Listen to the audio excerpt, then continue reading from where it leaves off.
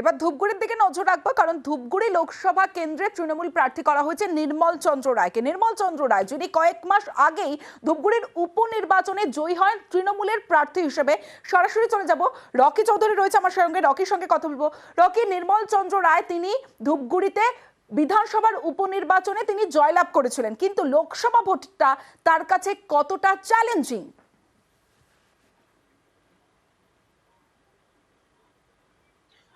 তোমাকে বলে রাখতে চাইবো, লোকসভা এবং বিধানসভা দুটোই ক্ষেত্রে কিন্তু দেখা যায়, যদি বিগত দিনে দেখা যায় সেক্ষেত্রে কিন্তু লোকসভা দখল করেছিল বিজেপি এবং ধূপগুড়ি বিধানসভা কিন্তু দখলে ছিল বিজেপির।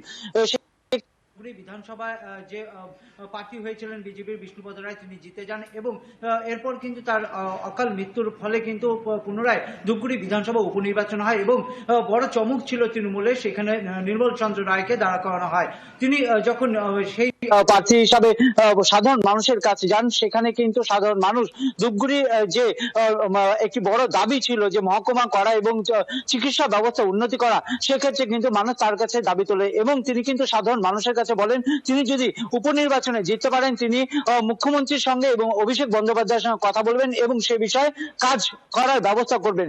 সেক্ষেত্রে বলা চলে যে যখন উপনির্বাচন চলে তখন অভিষেক বন্দ্যোপাধ্যায় ধূপগুড়ি এলাকায় কিন্তু নির্মল চন্দ্র রায়ের হয়ে প্রচারে আসেন এবং প্রতিশ্রুতি দেন উপনির্বাচনে তৃণমূল যদি জয়ী হন সেক্ষেত্রে কিন্তু ধূপগুড়িকে মহকুমা করা হবে। তারপরেই দেখা যায় যে উপনির্বাচন জিতে যায় তৃণমূল। নির্মল চন্দ্র রায় বিধায়ক হওয়ার সাথে সাথে কিন্তু ধূপগুড়ি মানুষ কিন্তু মহকুমা পায়।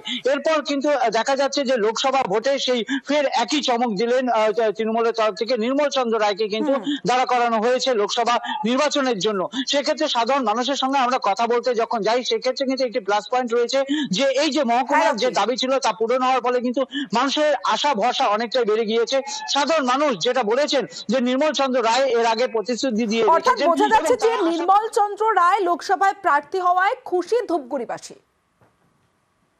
একটি নতুন মুখ দিলে হয়তো ভালো হতো। উনি তো একবার জিতেই গেছেন এবং বিশেষ করে আমাদের যেটা প্রয়োজন হাসপাতালটার উন্নতি, সেটা কিন্তু আমাদের চোখে এখনো পড়ছে না।